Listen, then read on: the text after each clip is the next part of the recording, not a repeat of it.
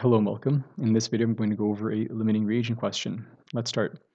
Right, so in this question, it's asking us for the mass of our product. One of our products here, it's zinc oxide. So what mass of zinc oxide? So put a question mark here. What I've done before I started the video is I've rewritten the balanced equation. Always make sure that the equation is balanced.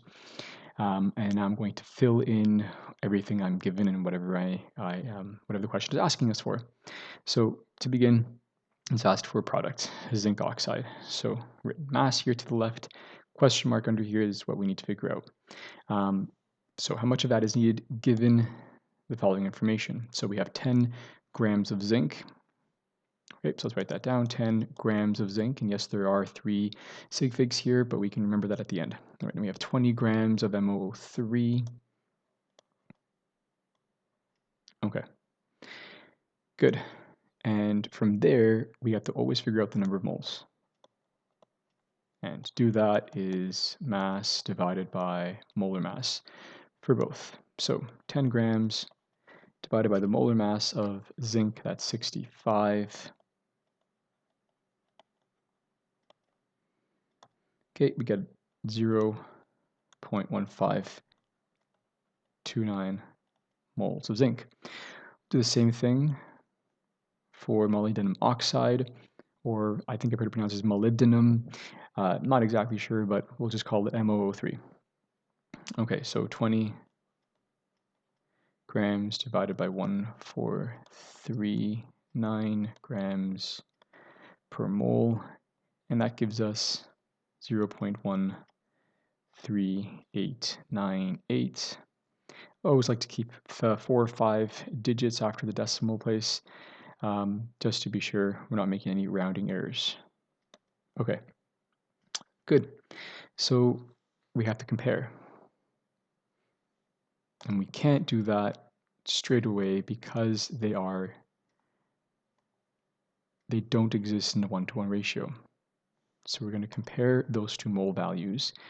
We're going to create a hypothetical situation here. Let's figure out how much. Now you can choose either way. You can start by saying, I'm going to figure out how many moles of zinc we need given the number of moles of the other reactant. So given this much, these many moles of MOO3, how much zinc is going to be produced. You don't have to do that. You could do the opposite. You could say, given this many moles of zinc, how much MOO3 would be produced, and all you would then do is just flip these two. You would end up then with the same conclusion, not the same numerical answer, but the same conclusion. Gonna continue with this.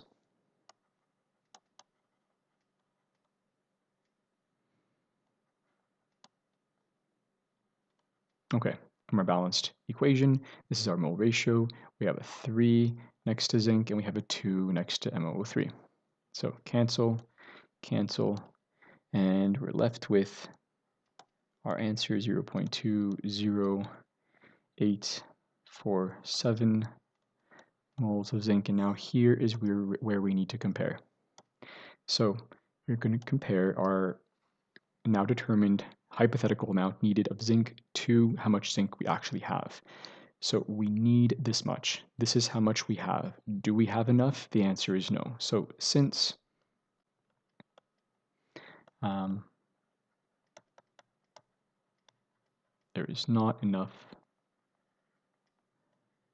zinc, therefore zinc is what is going to limit us, and it's therefore a limiting reagent. Okay, next part, which I will scroll down a bit for, is the stoichiometry portion. Now that we know what our limiting reagent is, the stoichiometry portion of this question can start. Okay, so we have to use our limiting reagent to figure out how much product we're going to make, right? This is originally what our question asked us for, right? The mass of zinc oxide. So to figure out mass, we have to figure out moles first, then we can go to mass. Let's do that. Let's figure out the number of moles of zinc oxide using the number of moles we have of zinc. Remember, this was the hypothetical amount, so we're not going to use this. Not going to use that. That helped us determine the limiting reagent. This is how much we actually have, so we have to use that value. Right, moles of zinc times a conversion factor, our mole ratio, so mole zinc at the bottom, mole zinc oxide at the top. From our balanced equation, we have it's a 3:3 ratio, which is really 1:1. In a previous video, I showed you how to quickly do a 1:1 ratio with since and therefore statements. I thought, I'm gonna not do that for this question. You'll see that this does take a little bit longer, but it works out, of course, to be the same. So because it's a 1:1 ratio, we're just taking this number and essentially just multiplying it by 1. Nothing really changes aside from the units.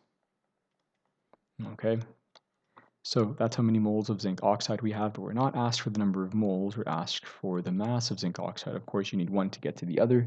So let's take this value, 0.1529 moles of zinc oxide, multiply that by 81.38 grams per mole, that's the molar mass, and we get 12.44 grams. I believe we had 3 sig figs in the question. Yes, we did, so we should round that to 3 sig figs, which is 12.4 grams, and that is your final answer. And your question is now done. Hope this video helped.